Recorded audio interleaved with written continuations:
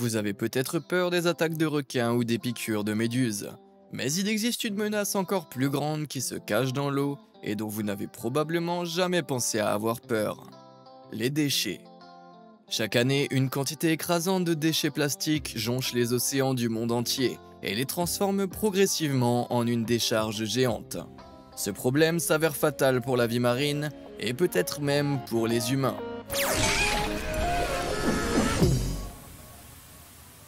Au cas où vous auriez des doutes sur l'ampleur de cette crise environnementale imminente, jetons un coup d'œil rapide à certains chiffres étonnants qui prouvent à quel point nos océans ont besoin d'être sauvés.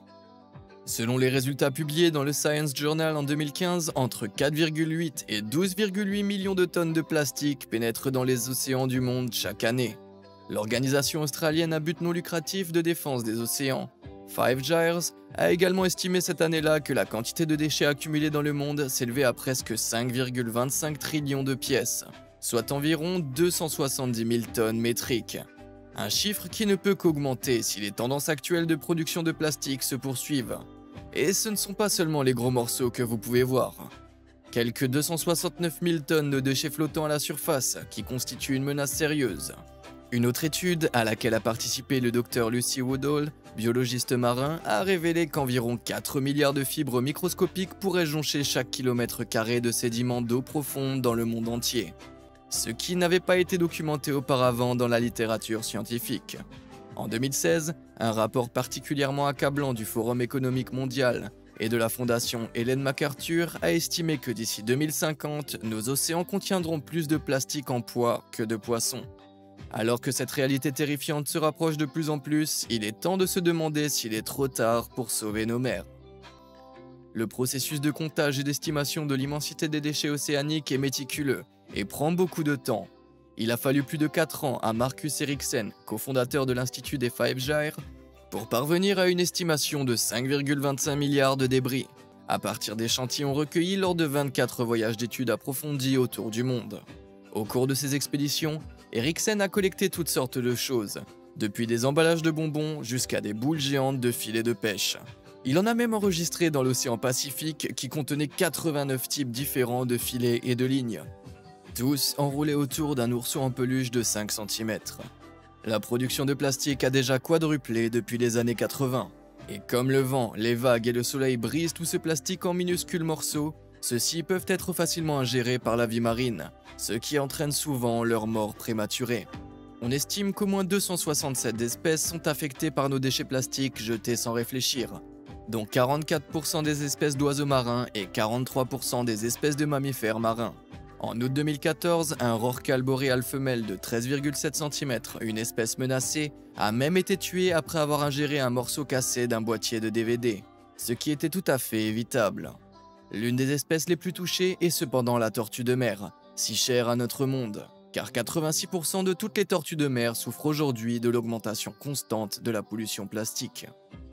Selon la WWF Australie, au moins 1000 tortues meurent chaque année après s'être empêtrées dans des déchets plastiques, tandis que 50% des tortues de mer ont mangé des microplastiques après les avoir pris pour de la nourriture. Ces dernières années, vous avez peut-être vu cette photo alarmante circuler sur internet. Vous avez peut-être pensé qu'il s'agissait d'un terrible effort pour photoshopper une tortue comme si elle portait un corset de femme de style victorien.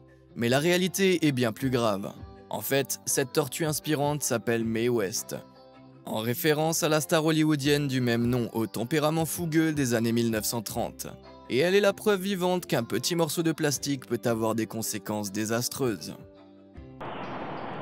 This turtle got caught in a milk jug ring, and here's what happened. So she's since been named Mae West. En 2007, les cofondateurs de l'Institut de Five Gyres, Marcus Eriksen et sa face Anna Cummins, ont rencontré pour la première fois cette tortue serpentine spéciale qui vivait dans le jardin de la gardienne du zoo Debbie Pearson en Louisiane. Il y a 19 ans, Mae West, alors qu'elle n'était encore qu'un minuscule bébé, s'est retrouvée coincée dans un anneau de bidon de lait en plastique. Le plastique étant conçu pour durer éternellement, son corps a été contraint de se développer autour de lui, ce qui lui a donné une forme inhabituelle de sablier. Sa colonne vertébrale ne s'est jamais développée normalement, ce qui signifie qu'elle est capable de se tordre au milieu. Mais cela ne l'a pas entravée jusqu'à présent. Après que Mae West ait été découverte et sauvée des canaux de drainage de la Nouvelle-Orléans en 2007, personne l'a prise en charge, jusqu'à ce que Marcus et Anna décident de la transférer dans un endroit où elle pourrait partager son incroyable histoire avec le public. Her name is Mae West, because of her skinny waist. And now she's going to the Star Eco Station in Los Angeles. This beautiful turtle has a new home. And this is why we do what we do. Because all those poorly designed plastics, they have an impact on other life. They can cause lots of suffering to people on the planet. En 2011, le couple a commencé à faciliter le déménagement de Mae West à travers le pays. Et le 5 juillet 2015, elle a été emmenée dans sa nouvelle maison à Star Eco Station à Culver City, en Californie. Star est un musée des sciences de l'environnement et une installation de sauvetage de la faune exotique qui accueille des camps, des visites et des visites mobiles qui donnent aux jeunes l'occasion d'apprendre et d'interagir directement avec la faune menacée. Ici, Mae West devrait vivre sa vie pleine et saine, tout en donnant au public de précieuses leçons sur les effets néfastes de la pollution plastique. Malheureusement, le type de difformité dont souffre Mae West n'est pas aussi unique qu'on pourrait le croire. En fait, une autre tortue célèbre sur internet, Peanut, est souvent confondue en ligne avec elle en raison de son corps similaire en forme de 8. Peanut, une tortue à oreilles rouges, a été découverte dans le Missouri en 1993, après être restée coincée dans un anneau de plastique pour pack de 6, généralement vendu avec du soda ou de la bière. L'emballage étant très solide et durable, il n'a pas pu le briser alors qu'il grandissait. Peanut a été emmené dans un zoo pour que l'anneau de plastique soit soigneusement retiré. Mais comme Mae West, son corps ne se remettra jamais des années de torture qu'il a endurées. N'ayant pas la forme aérodynamique et bombée d'une tortue ordinaire, Peanut aurait également été particulièrement vulnérable aux attaques de prédateurs. En fait, selon Dan Zarlenga, porte-parole du département de conservation du Missouri, s'ils n'avaient pas été trouvés par leur sauveteur au grand cœur, ni Peanut ni Mae West n'auraient probablement survécu longtemps dans la nature. Des cas tragiques comme celui-ci devraient prouver qu'un matériau aussi durable que le plastique ne devrait pas être utilisé pour les emballages et les produits à usage unique.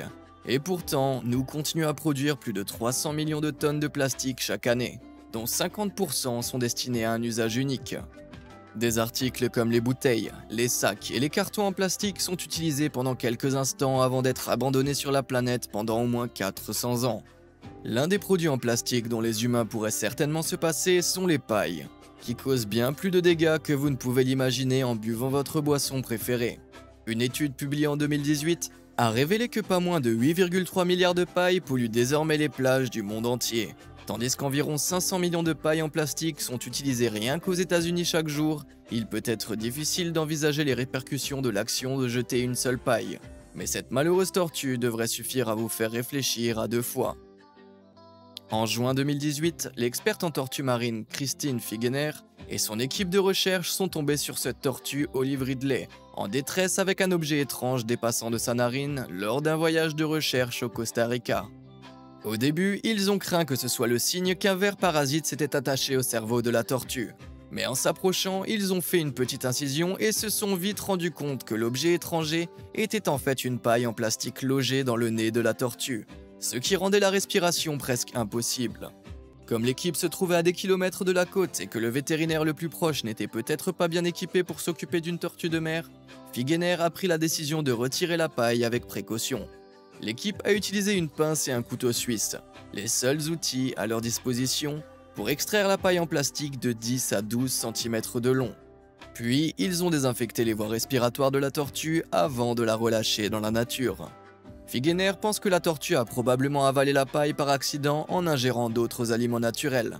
Dans un effort pour se débarrasser du corps étranger, la tortue a alors expulsé la paille avec l'eau de mer superflue par ses narines, ou l'a régurgité, ce qui l'a envoyé dans le mauvais passage.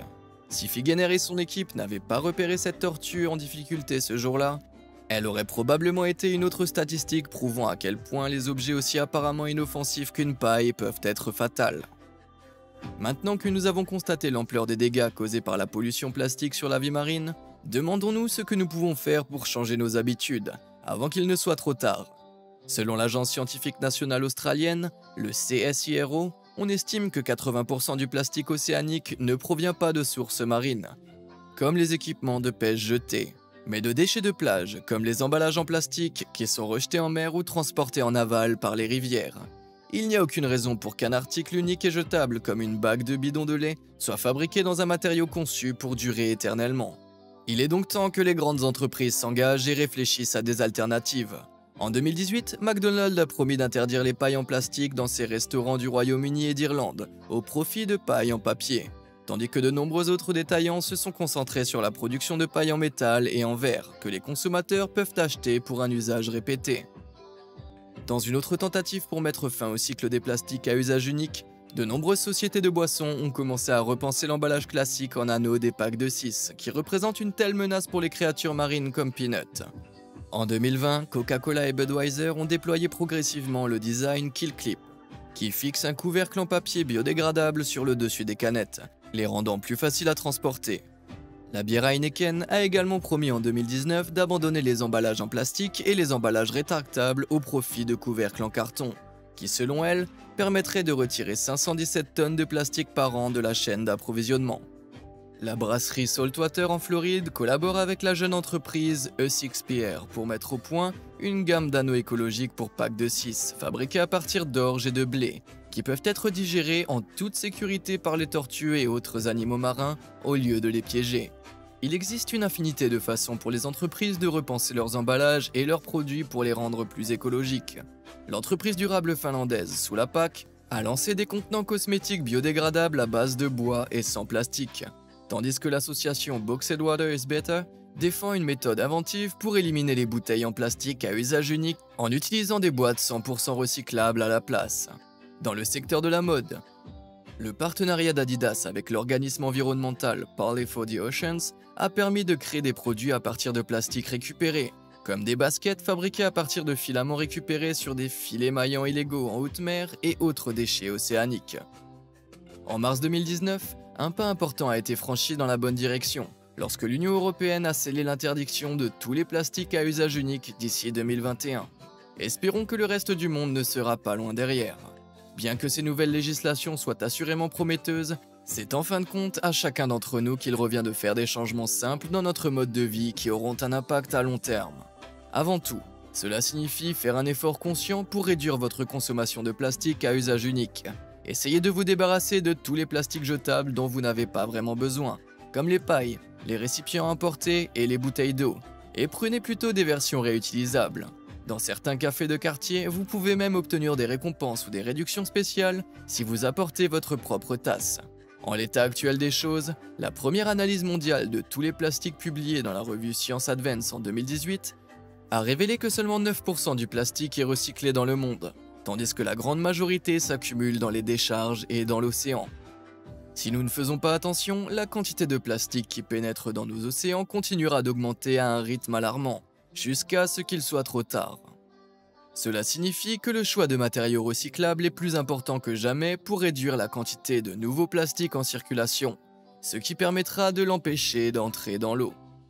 Il est facile de penser qu'une fois que le plastique a pénétré dans la mer, il n'est plus un problème, mais ce n'est absolument pas le cas. Les scientifiques étudient également les effets potentiels à long terme de la pollution plastique sur la santé, causée par la consommation des polluants microplastiques présents dans les poissons et autres animaux marins. Des microplastiques ont déjà été trouvés dans 114 espèces aquatiques, et plus de la moitié d'entre eux finissent dans nos assiettes, ce qui constitue une préoccupation croissante pour nous, les humains. La pollution plastique paralyse lentement les écosystèmes vivants de la Terre, et c'est maintenant à nous d'essayer de l'arrêter afin que les tortues comme Mae West et d'autres créatures puissent vivre sans craindre d'être mutilées ou pire, par les déchets humains. Après tout, ce n'est pas seulement le problème d'une tortue, c'est le problème de tout le monde. Et il est temps pour nous de nous mobiliser et d'agir. Saviez-vous à quel point la pollution de plastique est nuisible pour nos océans? Et que pensez-vous que nous puissions faire pour renverser la situation? Dites-le moi dans les commentaires ci-dessous et merci de nous avoir suivis.